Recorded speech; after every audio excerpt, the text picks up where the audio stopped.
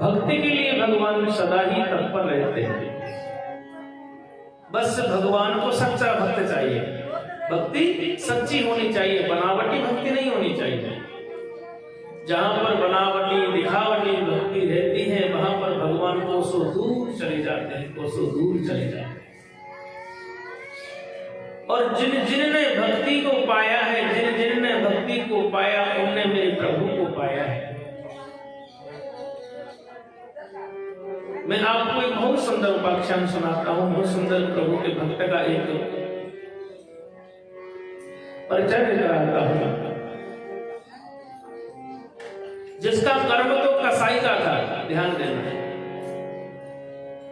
वह कसाई था, जात से कसाई, कर्म से कसाई, पर उसका एक नियम था उसका कि वो शहर से मांस लेके आया करता था और दुकान पे लाकर बेचा करता था। उसने कभी अपने हाथों से किसी भी जीव की हत्या नहीं की। लोग उनको सदन कसाई कह के पुकारा करते थे। एक दिन क्या हुआ, महाराज सदन कसाई नित्य की भांति अपनी दुकान खोल रहा था, तो एक महात्मा दुकान के सामने से गुजरा है। वह जब दुकान के सामने से महात्मा गुजरा तो महात्मा के मुख से एक ही नाम है, हरि बोल, हरि बोल, हरि बोल, हरि बोल, हरि बोल, हरि बोल। अब वह नाम महाराज सदन कसाई के हृदय में बैठ गया। अब तो कर्म कसाई खाने का है, पर निरंतर अपने हृदय से हरि बोल, हरि बोल, हरि बोल, हरि बोल, हरि बोल रखता रहता है। एक दिन जब वह शहर से दुकान की ओर आ रहा है, रास्ते में अचानक ठोकर लग गई। ठोकर लगने पर देखा कि सामने गोल पत्थर पड़ा हुआ है। उस गोल पत्थर, काले रंग के पत्थर को उठाकर के दुकान पे ले आया। अब उस दिन से महाराज सदन जो है नित्य उसी को अपना बाट समझकर, तोलने का सामान समझकर उसी को तराजू में रख दिया। अब 10 रुपए का ले तो उसी से तोल दे, 50 का ले तो उसी से, 100 का ले तो उसी के, 1000 का ले तो, मानी एक ही बाट से सारी तोल हो रही है, पर मन में हरि बोल, हरि बोल, हरि बोल, हरि बोल, हरि बोल। इस तरह से मेरे भाई बहनों उस सदन का जीवन काल बीतने लगा। एक दिन क्या होता है, एक संतों की टोली उनके दुकान के सामने से गुजर रही है। हरि कीर्तन गाते संत चले जा रहे हैं। महाराज सदन में आज मन में ठान ली, भैया कब तक इस बूचड़ खाने में पड़े रहेंगे, कब तक इस रक्त में मीट में पड़े रहे, छोड़ो सारे झंझट को। उसी समय दुकान के लगाए दिए किवाड़ और संतों के पीछे चल दिए। नगर से बाहर तक संतों के पीछे चले गए। अचानक संतों ने पलट के देखा जो कसाई है पीछे पीछे आ रहे हैं। संत बोले, अरे रुक जा, तू कसाई है, तू मांस बेचता है, तेरे हाथ देखो रक्त के बिगड़े हैं, कपड़ों में रक्त लगा हुआ है, चला जा, लौट जा, लौट जा। सदन को रास्ते से वापस भेज दिया, फिर दुकान पर बैठ गया। अब दुकान पे बैठा हुआ सदन मेरे प्रभु को ही बार बार याद कर रहा है, मेरे ठाकुर को ही याद कर रहा है। आंखों से आंसू की बूंद गिर रही है।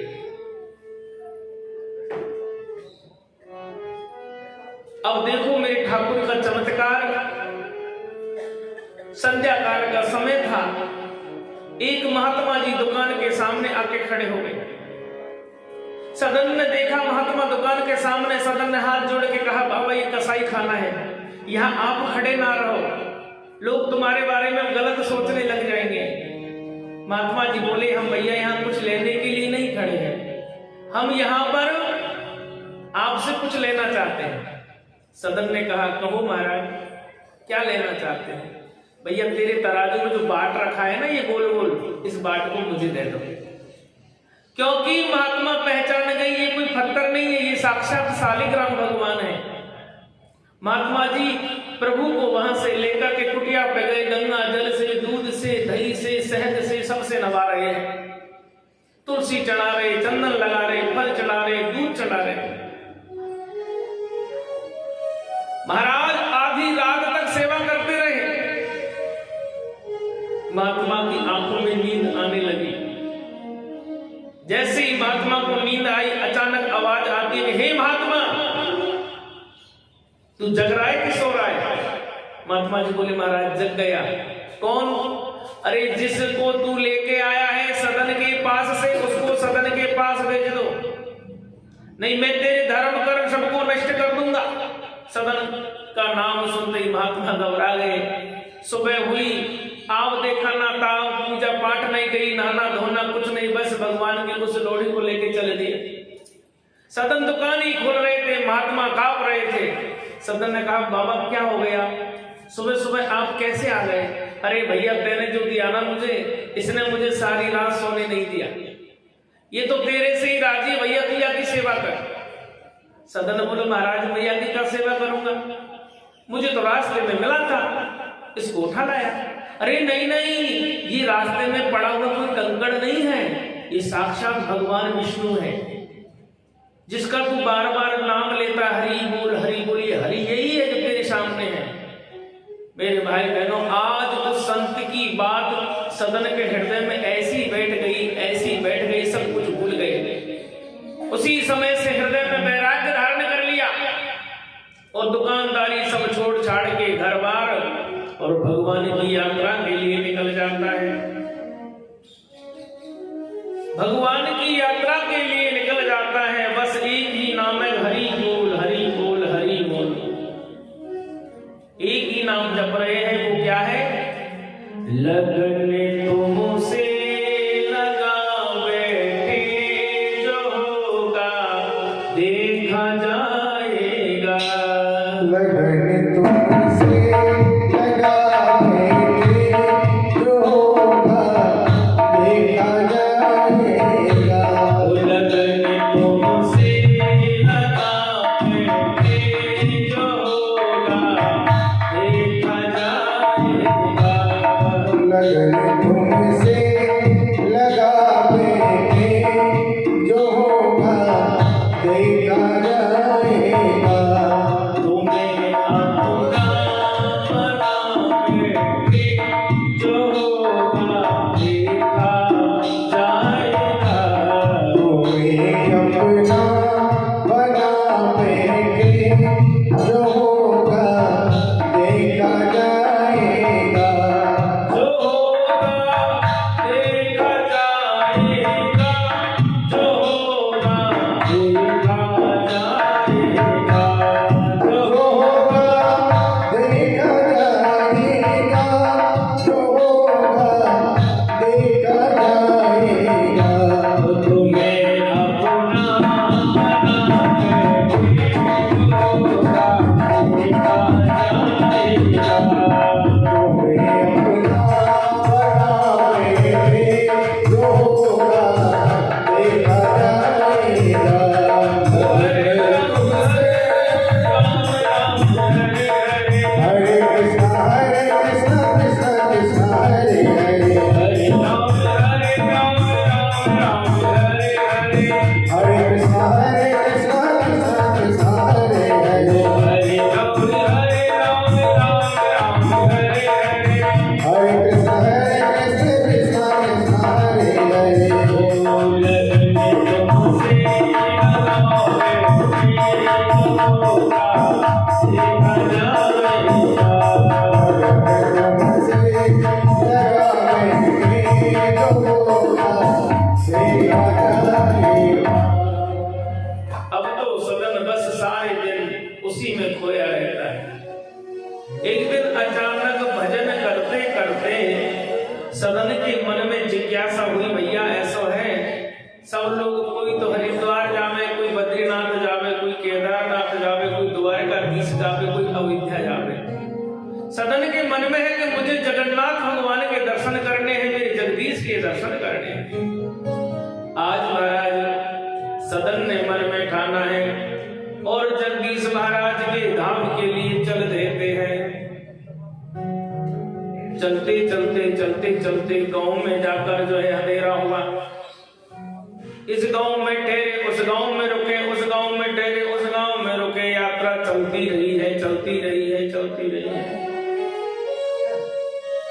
एक दिन क्या घटना होती है मेरे भाई बहनों, सदन जो है एक गांव में जाके शाम को प्रवेश करते हैं। गांव में प्रवेश करते ही कुछ लोगों से पूछा, भैया इस गांव में कई रात को विश्राम करने की जगह है? तो कहते वो गांव ऐसा था जिसमें वैश्या ही वैश्या रहती थी। वहां कोई साधु संत के लिए कोई जगह नहीं थी, ना कोई मंदिर था। अंधेरा हो रहा है। महाराज सदन एक कुएं पे जाके खड़े हो गए। वहां पर एक जो है औरत जल निकाल रही थी। उससे सदन ने कहा, अरे बहन मेरे को क्या रात में ठहरने की जगह मिल सकती है? औरत ने कहा, बाबा आपको कहीं जाने की जरूरत नहीं है, रात है गई है, चलो हमारे घर चलो, आप वहां विश्राम करना। महाराज वो औरत सदन को लेकर अपने घर आ गई। सदन ने कहा, भैया हम तो देखो चलते राहगीर हैं, हम आपके घर में प्रवेश नहीं करेंगे।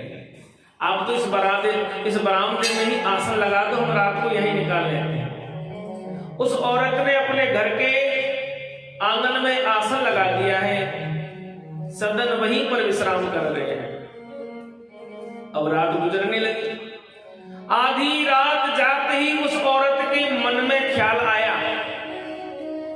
और महाराज सदन के ऊपर मोहित हो जाती है। आधी रात के समय श्रृंगार कर लिया, नए कपड़े पहन लिए, सज धज करके महाराज सदन के पास आ गए और कहा कि चलो अंदर चलो। सदन ने कहा, नहीं, मैंने आपको बहन माना है, आप मेरी आदरणीय हो, पूजनीय हो, आप साक्षात लक्ष्मी स्वरूपा हो। आप क्या कह रही हो? तुम्हारे पति घर के अंदर सो रहे हैं और तुम मेरे पास आकर बैठ गई। अरे वो जानेंगे, सोचेंगे तो क्या कहेंगे? जाओ बहन जाओ, आप अंदर चली जाओ। अब उस औरत ने सोचा कि होना हो ये मेरे पति के मारे मुझे बहाव नहीं दे रहा है। अंदर गई, हाथ में चाकू लिया, सोते हुए पति की गर्दन को काट लिया। जब पति की गर्दन को काट दिया और सिर को काट करके कपड़े में बांध लिया, अब फिर से बाहर आ गई।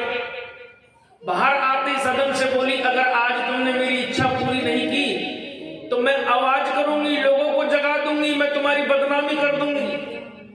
सदन ने कहा, बहन मैंने आपको अपनी धर्म बहन माना है, तू चाहे जो करे सो कर, पर मैं अपने धर्म से विमुख नहीं होऊंगा, विमुख नहीं होगा। इतने में क्या हुआ, अपने पति का सिर तो सामने पटक दिया और कपड़े फाड़ लिए और जोर जोर से चीखने लगी। रात में ही पूरा गांव इकट्ठा हो गया। सदन को एक पेड़ से बांध दिया। सुबह होते ही नगरवासी, गांव के बुजुर्ग लोग, पंच पटेल सब आ गए। क्या किया जाए इसका? वह औरत हाथ पीट रही और कह रही है कि इसने मेरी इज्जत पे हाथ डाला है। मेरा पति रोकने की कोशिश करने लगा तो मेरे पति की गर्दन को काट दिया। आज इतना बड़ा घोर अपराध महाराज सदन के ऊपर लगा दिया गया। अब सदन की सुनने वाला कोई नहीं था। अब सदन कहे तो किससे कहे? वो तो मौन होकर खड़ा रहा है। सैनिकों को पता चला, राजा के पास ले गए सदन को पकड़ के। राजा ने कहा, इसने क्या अपराध किया है? सैनिकों ने कहा, महाराज इसने एक औरत का सुहाग उजाड़ दिया, उसके पति को मार दिया, उसकी इज्जत पे हाथ डाला। उसी समय राजा ने बिना सोचे बिना विचार करे कहा कि इस व्यक्ति के दोनों हाथ काट दिए जाए। आज सदन के भरी सभा में दोनों हाथ काट दिए। सदन फिर भी कुछ नहीं बोला, चुपचाप महलों से बाहर आ गया। उसने फिर से अपनी यात्रा प्रारंभ की। गिरते उठते घायल अवस्था में सदन चला जा रहा है, मेरे जगदीश धाम चला जा रहा है। अब तो आंखों से आंसू धारा बह रही है। निरंतर एक ही भाव है कि हे मेरे जगन्नाथ, है मेरे जगदीश, मैंने इस जन्म में तो कोई पाप किया नहीं। अगर अगले जन्म में मुझसे कोई अपराध हो गया हो तो मुझे उसके लिए क्षमा कर दो नाथ। अब और कष्ट कष्ट नहीं उठाया जा सकता। देखो मेरे हाथों में कीड़े पड़ गए, मवाद पड़ गई, मवाद हाथों से टपकती हुई दिखाई दे रही है, जो यहां से हाथ कटे हुए हैं। सदन अपनी घायल अवस्था में ही यात्रा को पूरा कर रहे हैं, सुबह शाम चलते जा रहे हैं। आखिरकार सदन जो है मेरी जगन्नाथ धाम की भूमि में प्रवेश करते हैं। उसका जो मुख्य द्वार था नगर का, वहां आकर जगन्नाथ जी के श्री चरणों में महाराज सदन मूर्छित होके गिर जाते हैं। शाम का समय था। अब मेरे ठाकुर को दया आई है, मेरे जगदीश को दया आई।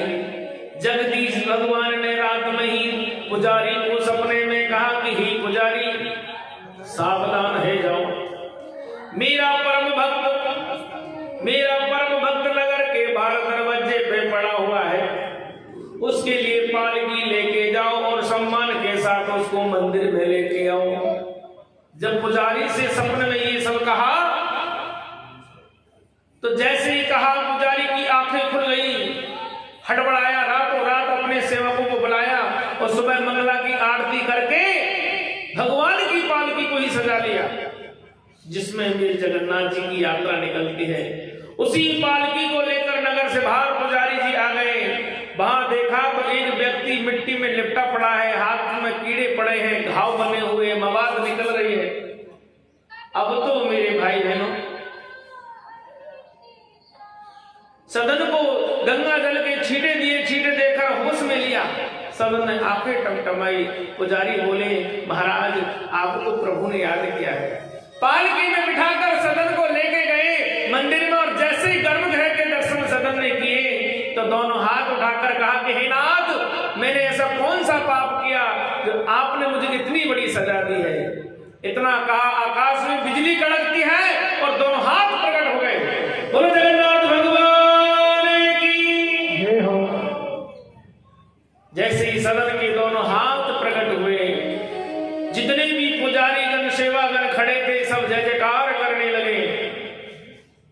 भगवान ने अपने भक्त के लिए दो शब्द ये कहे थे, ओ मेरे हिये में गई समाए समाए, भक्तों के पाप भरी भक्ति,